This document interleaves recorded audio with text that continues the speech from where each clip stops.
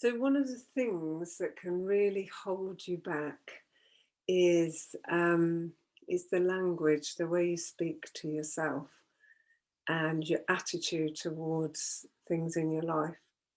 And your language plays a big part in how you approach something. So this is a really useful exercise. Get a piece of paper and write down all the things that you feel you do that you don't particularly enjoy, or you hate, you dread, you loathe, or just annoy you.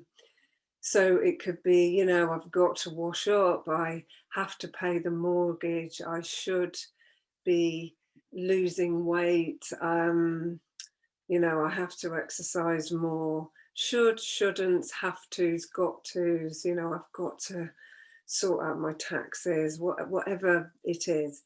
Just write it down, the got to's, have to's, should, shouldn'ts. And then have a look at what you've written, first of all, and see how that feels in your energy. Because these are the things that just sort of sap us all the time. Every time you've got to, you have to, there's that sense of being restricted, that something else is in control of your life. And you might be, I can hear you say, no, but it is, there's nothing I can do about this, I've got to. Okay, so that might be the case. So when you're in a situation where you're really feeling like there's no wiggle room, you have to, you've got to, change the language around it, because then you start to free up some space. So, for example, you can choose something off that list and say, all right, I've got to wash up. Well, why?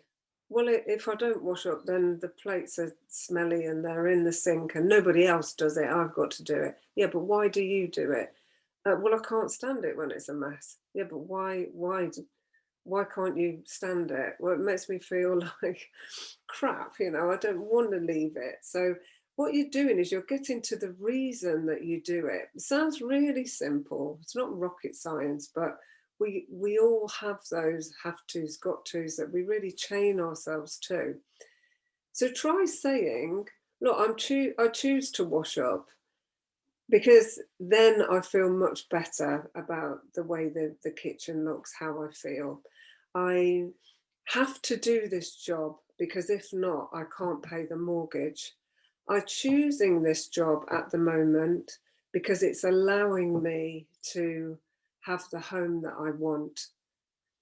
And it's a simple twist, but that kind of language, spend some time and find the appropriate sentence, and you'll find that it can really free you up into thinking, well, actually, I feel lighter about this. This is my choice. I'm in control of this.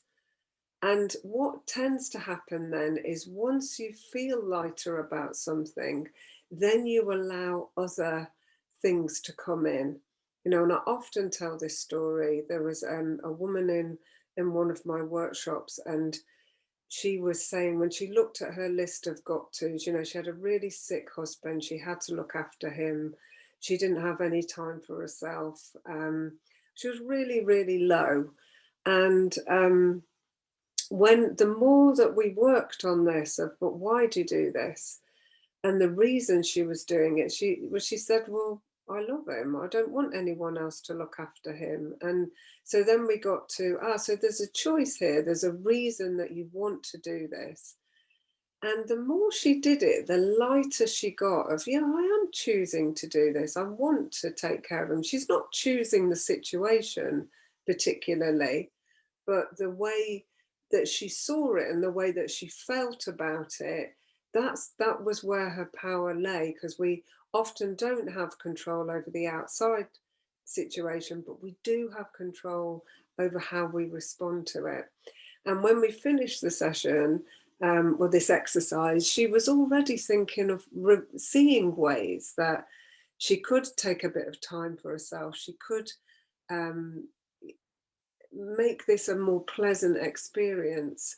And those ways were close to her when she was in that, I'm chained to this, there's nothing I can do, I'm powerless. So give it a go, have a play around.